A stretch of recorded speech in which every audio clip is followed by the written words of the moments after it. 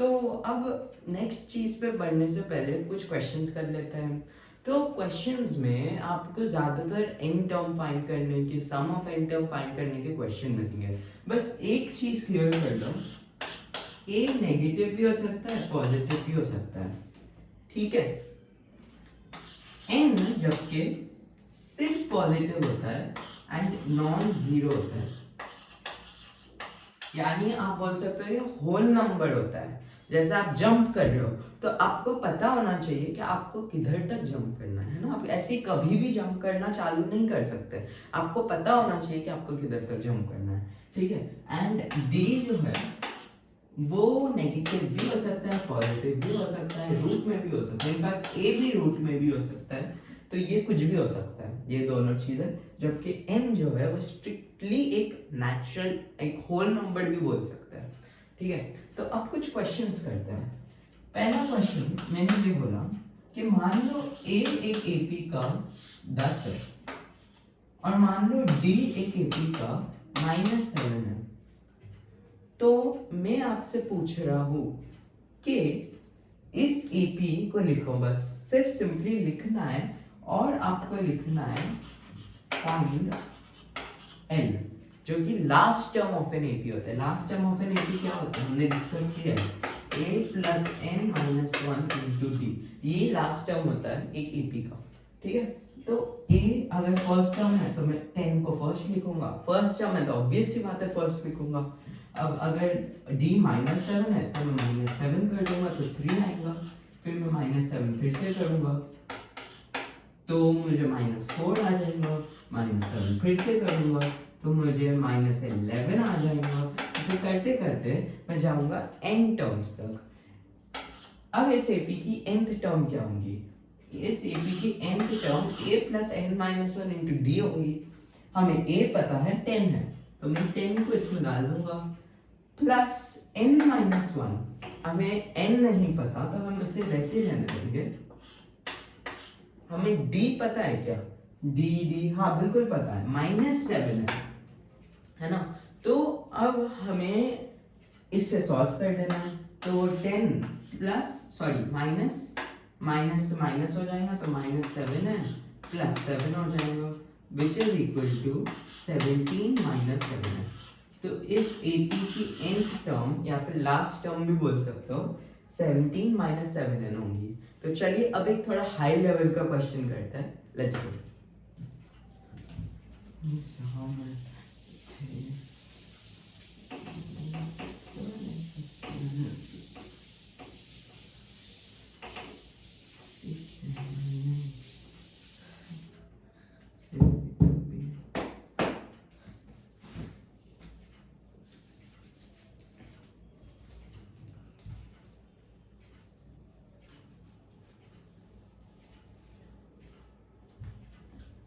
तो next question ये है कि मैं आपको एक एपी दे रहा हूँ। लास्ट क्वेश्चन में हमें एपी बोलने के लिए पूछ रहे थे वो, अब मैं आपको एक एपी दे रहा हूँ। तो एपी कुछ इस प्रकार है, फर्स्ट टर्म उसका 21 है, नेक्स्ट टर्म उसका 18 है, नेक्स्ट टर्म उसका 15 है और ये ऐसे करते करते जा रही है, ठीक है। अब मैंने आपसे पूछा कुछ चीजें। पहली चीज, इस एपी की फर्स्ट टर्म क्या है। दूसरी चीज, इस एपी का कॉमन डिफरेंस जो कि डी होता है वो क्या है। तीसरी चीज, इस एपी की जो लास्ट टर्म है वो क्या है। अब मेन क्वेश्चन ये है कि कोई नंबर बोल रहा हूं मैं, जैसे -81, इस एपी में विच टर्म पे आएगा, मतलब आप कितने बार जंप करोगे तो आपको -81 आएगा। n बताना है आपको, n। Third and last question है, क्या will 0 be a part of this AP, ठीक है। तो 3 क्वेश्चन है। अभी आप वीडियो पॉज करके जल्दी से सॉल्व कीजिए, कमेंट्स में अपना आंसर्स बताइए और देखते हैं।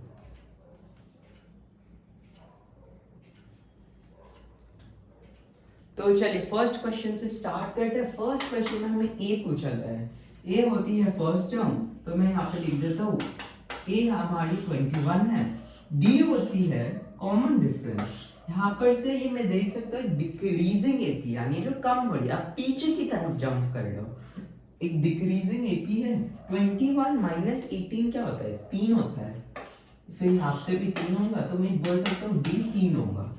ठीक है, बिल्कुल सही है, एकदम सिंपल। एल अभी ढूंढना है, एल क्या होता है, तो l is equal to a plus n minus 1 into d. तो एल भी हमें पता चल जाएगा, ए क्या है 21, डी क्या है, एक्चुअली डी -3 है, सॉरी, कुछ जगहों पे आपको दे देंगे in and decreasing AP d is equal to 3। आप कंफ्यूज हो सकते हो कि भाई डी नेगेटिव है कि पॉजिटिव है, डिक्रीजिंग बोला है ना। जब भी वर्ड डिक्रीजिंग होता है डी हमेशा नेगेटिव होता है, जब बी इंक्रीजिंग होता है डी हमेशा पॉजिटिव होता है। बिल्कुल सिंपल कंसेप्ट है, कुछ सोचना ही नहीं है।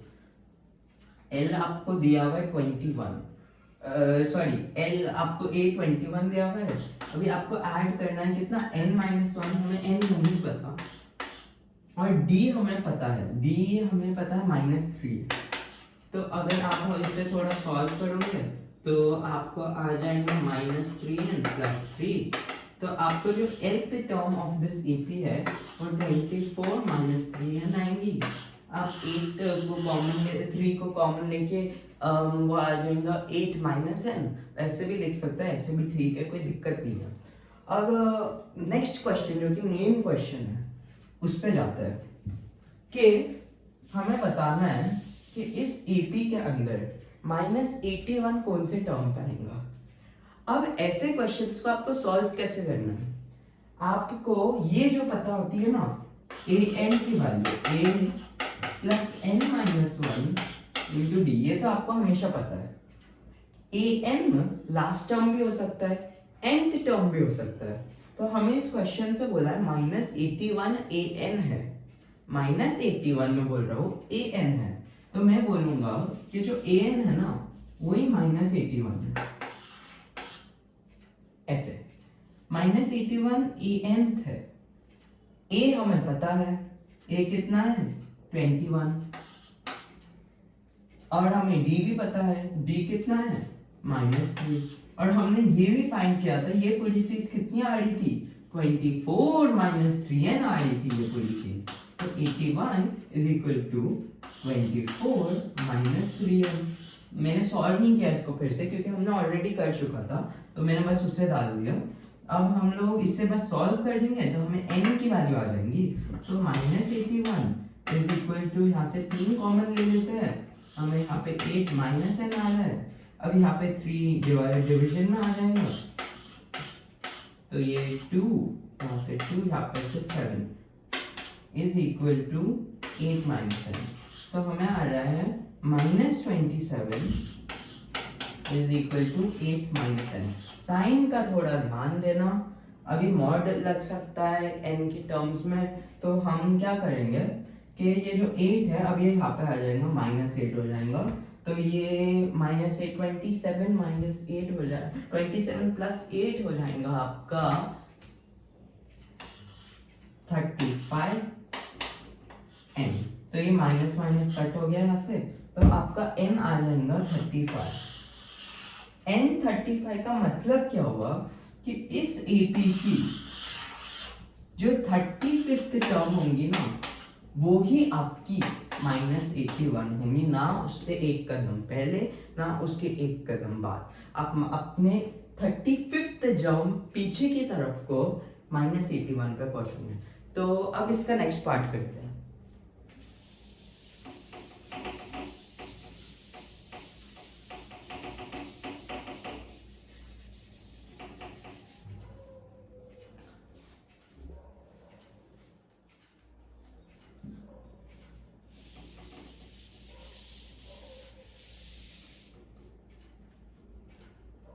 अब नेक्स्ट पार्ट देखते हैं, will 0 be a part of this AP. अब यहाँ पे और लोग कंफ्यूज हो जाएंगे, अब ये कैसे करे, ये कोई मुसीबत आ गई? कोई मुसीबत नहीं आई, बहुत सिंपल है, बस थोड़ा सा डिफरेंट दिमाग लगाना है। मैंने बोला क्या जीरो इस एपी का पार्ट होगा? आप पूछो क्या जीरो इस एपी का पार्ट है? ठीक है, आप ये समझो जीरो इस एपी का पार्ट है। अभी है ना है वो बात की बात, बस जीरो इस एपी का पार्ट है।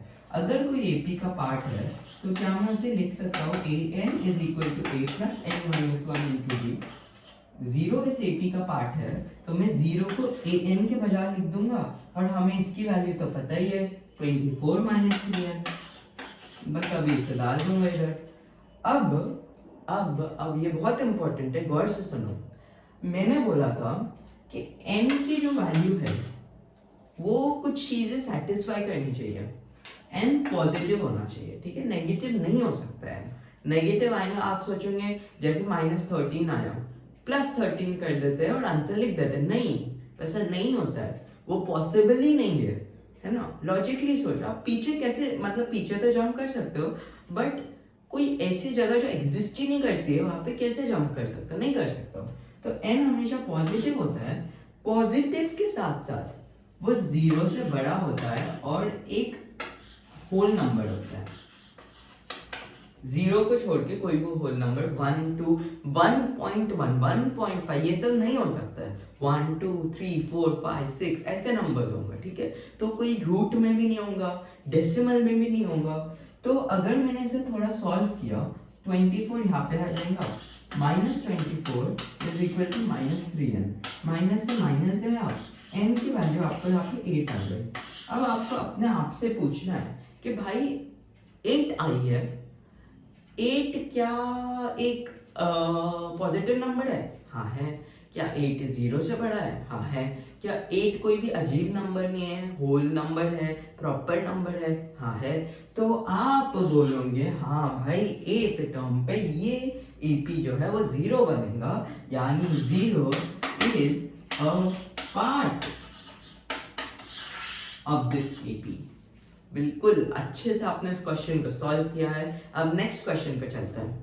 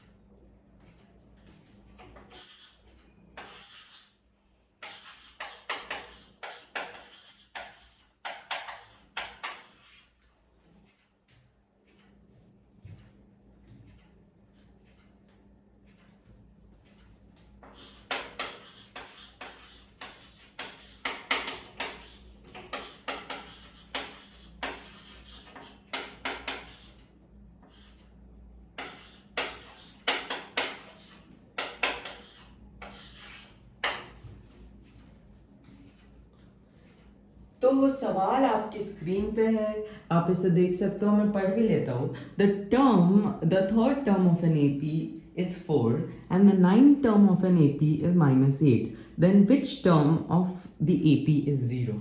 तो यहाँ पे आपको बस थोड़ा सा दिमाग लगाना है। मैंने बोला fourth term of this AP, यानी an जो है वो 4 हो रहा है, ठीक है। तो an अगर 4 होगा तो an होता क्या है? a plus n minus 1 into d. तो हम इसे a4 लिख सकते हैं। an4 नहीं हो रहा है, a4 हमें पता है, a3 हमें पता है 4 हो रहा है, ठीक है। मैं ऐसे लिख सकता हूँ a3 4। तो a की वैल्यू हमें नहीं पता है, हम वैसे ही छोड़ देंगे। हमें n की वैल्यू जरूर पता है, 3 है।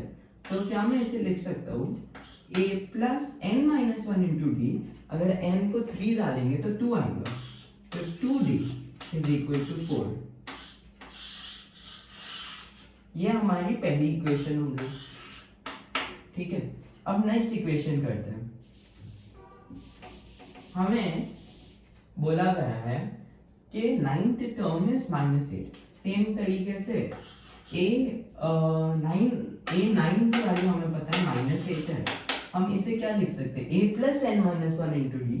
9 माइनस 1 8 होता है, तो मैं डायरेक्टली a प्लस 8 डी लिख दूंगा, जिसकी वैल्यू हमें -8 गिवन है क्वेश्चन में। मैं खुद से नहीं बना रहा हूँ, ये गिवन है क्वेश्चन में। तो ये हमारी सेकंड इक्वेशन आ चुकी है, ठीक है। अब हम इसे बस थोड़ा सा सॉल्व कर लेंगे linear equation in two variable के मेथड से, तो हमें आंसर भी आ जाएगा। मैंने बोला इस इक्वेशन को 4 से मल्टीप्लाई करो, तो ये 4a plus 8d is equal to 16 आ जाएगा। उससे वैसे ही रहने दो, हाँ उससे वैसे ही रहने दो।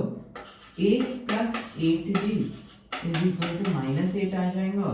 इसे सब्ट्रैक्ट करो तो ये 3a आएगा, यहाँ से +3 plus 8d minus d cancel हो जाएगा, और इज इक्वल टू ये प्लस हो जाएगा, तो वो हो जाएगा 24। तो 24 होगा। अब a की वैल्यू हमें आ जाएंगे 24 डिवाइडेड बाई 3, जो कि हो जाएगा 8।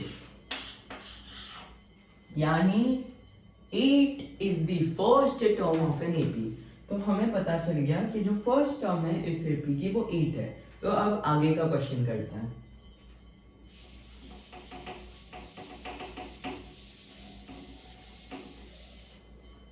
तो हमें एक इक्वेशन आई थी a plus 8d is equal to -8, है ना। हमें a की वैल्यू पता चल गई 8 है, 8 plus 8d is equal to -8, तो 8d इज इक्वल टू -16, यानी d की वैल्यू हमें -2 आ गई है। यानी हमें a भी पता है, हमें यहाँ पर लिख देता हूँ, a भी पता है, a कितना आया था, हमें 8 आया था। हमें यहाँ पे d भी पता है, d कितना आ रहा है, -2 आ रहा है। तो अभी हमें ढूंढना क्या है, बस हमें ढूंढना है which term of the AP is 0। तो हमें बोला गया है, तो हमें ये पता है कि an is equal to 8 plus n minus 1 into d. हमें an की वैल्यू पता है, 0 गिवन है ना। तो विच टर्म हमें ढूंढना है, तो n की वैल्यू नहीं पता होंगी, तो हम बस सब्स्टिट्यूट करेंगे। a की वैल्यू 8 डाल देंगे plus n minus 1 into D. D की वैल्यू पता है, n माइनस 1 को एज इट इज -2 से मल्टीप्लाई हो रहा है, तो 0 is equal to 8 plus, sorry ये माइनस हो जाएगा क्योंकि -2n हो जाएगा एंड दिस वुड बी +2, तो this comes this side, this will be -8 -2 is equal to -2n, -10 is equal to -2n, negative से negative cancel, n is equal to 10/5, sorry 10/2, हमें n की वैल्यू 5 आ रही है। तो यानी इस एपी की जो 5 टर्म है ना, 5वीं टर्म है इस एपी की, वो 0 होंगी। अगर आपको अपने आप पे थोड़ा कम भरोसा है तो आप देख भी लो, है ना, देख भी लो कि अगर मुझे a जो है वो 8 मिला है और d -2, तो नेक्स्ट टर्म हो जाएंगी 6, नेक्स्ट टर्म हो जाएंगी 4, नेक्स्ट टर्म हो जाएंगी 2, नेक्स्ट टर्म हो जाएंगी 0, तो 1 2 3 4 5, तो 5 टर्म्स के बाद आ रहा है 0।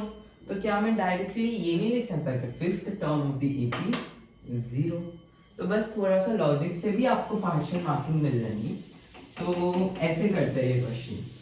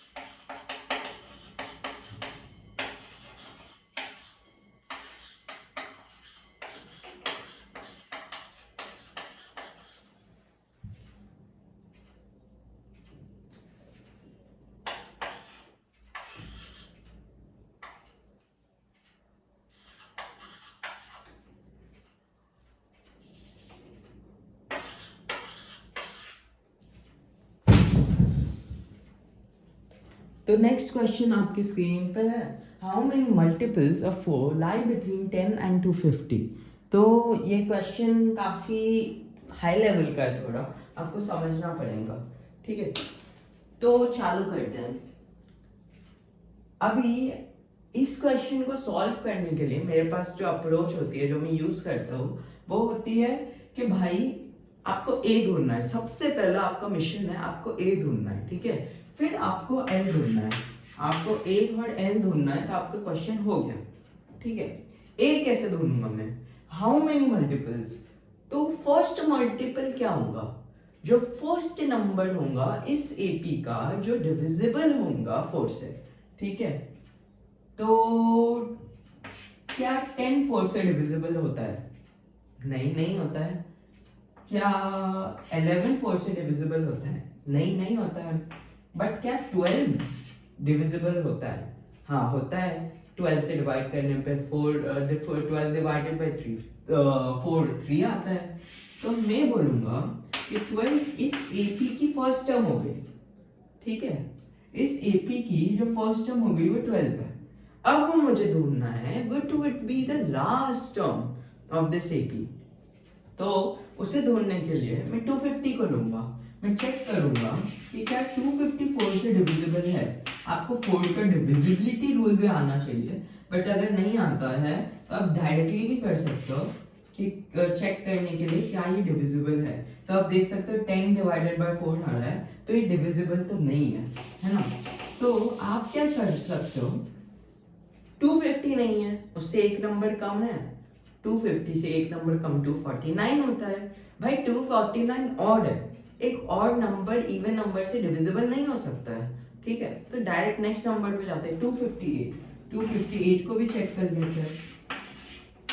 Sorry 248, so sorry 248 divided by 4। तो अब मुझे क्लियरली दिख रहा है कि हाँ भाई ये 4 से डिविजिबल हो रहा है, 62 आ रहा है, ठीक है। तो यहाँ पे मैं देख सकता हूँ last term of this AP is 248 इस AP की लास्ट टर्म है ना। तो अब मुझे क्या करना है, हमें ये AP मिल चुकी है 12 और 248 को देखते हुए। तो फर्स्ट टर्म 12 हो गई, लास्ट टर्म 248, बस हमें इतना ही पता है, ठीक है। तो मैं इसे an बोल सकता हूँ, है ना। तो क्या मैं लिख सकता हूँ, an is equal to 248 which is equal to a plus n minus 1 into d, which is equal to, अगर मैंने इसके जगह पे a डाल दिया तो 12 हमारा a है, तो 12 plus n minus 1 into D. अब आप देखोगे दो वेरिएबल्स हमारे पास, है ना। अब इन क्वेश्चन में आपको n की वैल्यू ढूंढने में थोड़ी सी दिक्कत हो सकती है, मैं बोलता हूँ, क्योंकि आपको पता है कि l की ये जो n की वैल्यू आएंगी, यहाँ से हमने जब डिवाइड किया था 248 को 4 से, हमें क्या आया था आपको याद है, हमें आया था 62, ठीक है। तो आप डायरेक्टली n 62 नहीं बोल सकते हो, आपको थोड़ा सोचना पड़ेगा कि भाई n 62 नहीं हो सकता है, क्योंकि 4 के टेबल में n कब आता 62 कब आता है वो नहीं पूछा जा रहा है, सॉरी 4 के टेबल में 248 कब आता है वो नहीं पूछा जा रहा है, इस AP में 248 कब आता है वो पूछा जा रहा है। तो अगर आप थोड़ा सा और दिमाग लगाओ तो 248 अगर 62nd टाइम आ रहा है 4 के टेबल में, तो 12 कितने टाइम में आ रहा है, 3 टाइम में। तो अगर मैंने बोला कि 62 माइनस 3 क्या होता है 59, तो वही तो हमारा n है। थोड़ा गौर से समझिए, अगर नहीं समझा तो आप इसे रिवाइंड करके थोड़ा सा समझने की कोशिश कीजिए कि n यहाँ पे आपका 59 आएगा, क्योंकि 62 माइनस 3 इज इक्वल टू 59, ठीक है। तो अगर आप इसी तरीके से इसे आगे सॉल्व करें तो 12 प्लस 59 माइनस 1 जो कि 58 होता है इंटू डी, और हमें ये साइड भी पता है 248 है ना। तो 248 अब ये हो जाएगा 248 minus 12 is equal to 58d। अभी आप यहाँ पे सॉल्व करोगे 236 is equal to 58 by 58d। तो 236 डिवाइडेड बाय 58 से क्या करने पे आएंगे, क्या 4 पे आ सकता है? 58 इंटू 4 आई थिंक आ सकता है। तो 224 आ रहे हैं।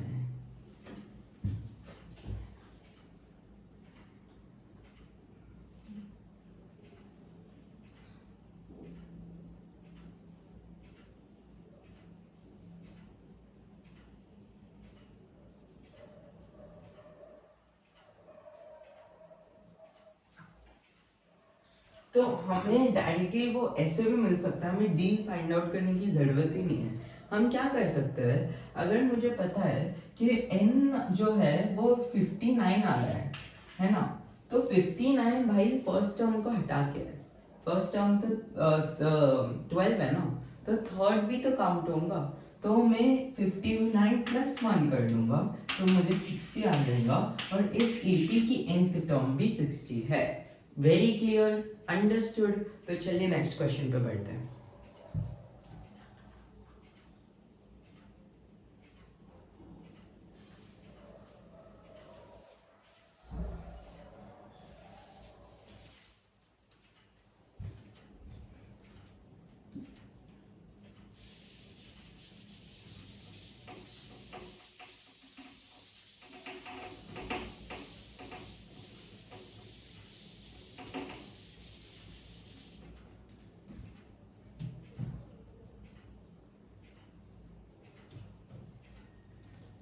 So how many terms of an AP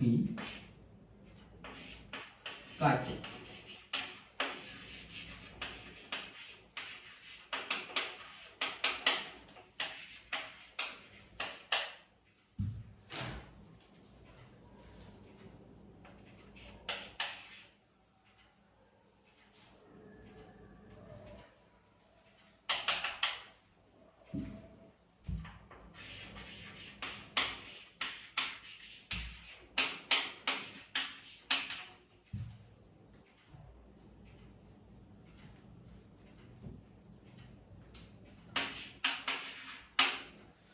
तो यहाँ पे हमारा second last question, how many terms of an AP 24, 21, 18 should be taken such that their sum is 78।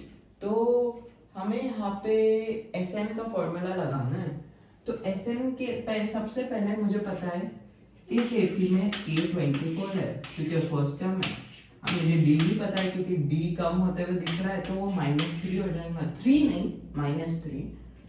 और n नहीं पता, n ही तो ढूंढना है हमें, n इज क्वेश्चन मार्क। और हमें SN भी पता है 78 है, ठीक है। SN का फॉर्मूला क्या होता है? SN is equal to n by 2 2a plus n minus 1 into d। बिल्कुल सही। अब हम लोग इस फॉर्मूला के अकॉर्डिंग 78 है इसकी वैल्यू, तो 2 इस वैल्यू में ये सबको सब्स्टिट्यूट कर देंगे। n नहीं पता, जैसा है वैसे ही लिखो, n बाई 2। 2a पता है हमें, 2a क्या होगा? 24 into 2 which would be 48। 48 plus n minus 1 plus n minus 1, वो भी नहीं पता हमें, वैसे ही रख दो, कोई दिक्कत नहीं है, इंटू d जो कि हमारा -3। तो हमें ये वाली वैल्यू आ रही है। तो अब इसे थोड़ा सॉल्व कर लेते हैं, हमें इसकी भी जरूरत नहीं है क्वेश्चन की।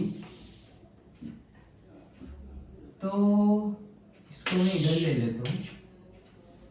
78 इज इक्वल टू, अब इस पूरी चीज को अगर मैंने पहले मल्टीप्लाई कर दिया, n by 2 48 plus 48 minus 3n plus 3, अंदर मल्टीप्लाई करने पे ये आएगा हमारा।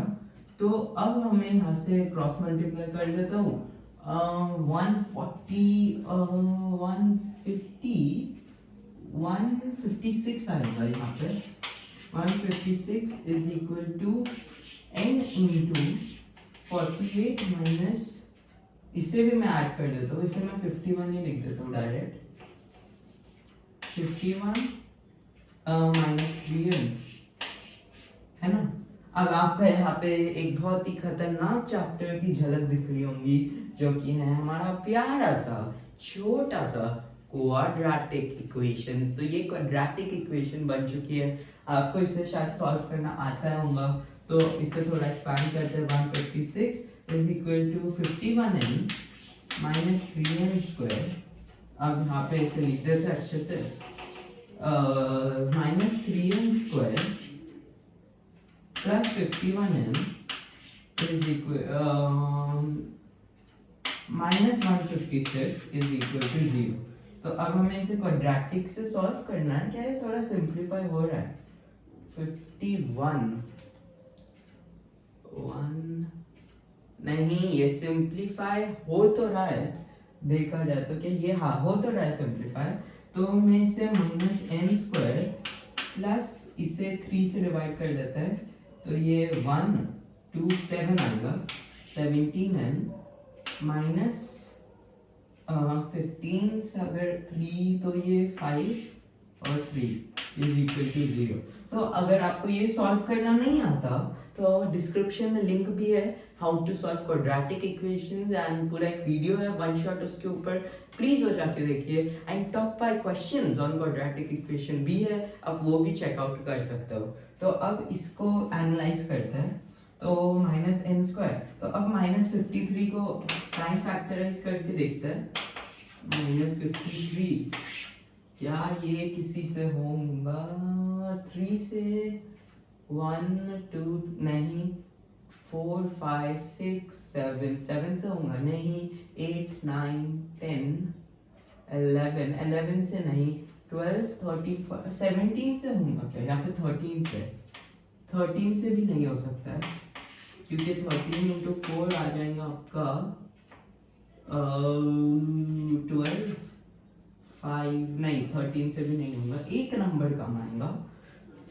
मुझे लगता है 17 इंटू 3 अगर ट्राई किया जाए तो ये 21 4 या फिर 17 नहीं, ये 17 से भी नहीं हो सकता है।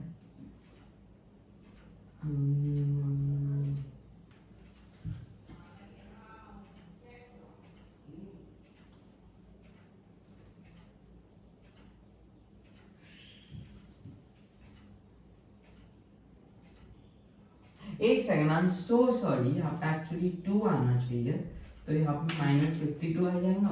वही मैं सोची हो क्यों नहीं रहा है, तो एक्चुअली मैं ऐसे गलतियों को एडिट आउट नहीं करना चाहता हूँ, ताकि आपको ये भी दिखे कि मुझे खुद भी कभी कंफ्यूजन होता है, and it's perfectly fine. But आपको ये कंफ्यूजन एग्जाम पेपर में बिल्कुल नहीं करके आना है, तो आपके नंबर पूरे बनेंगे। तो अब इसे सॉल्व कर लेते हैं। अब तो ये बड़ा ही जेनेरिक होता है, ये 11 का होता है, सॉरी 13 का होता है।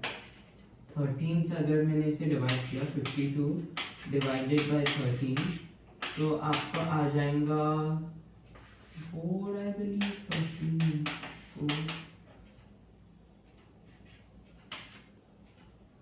या आपको 13 से डिवाइड करने पे 4 आ जाएगा, फिर 4 एंड 1, तो आपको यहाँ पे 17 दिख रहा है इन दोनों का एडिशन, तो डायरेक्ट लिख देते हैं माइनस n स्क्वायर,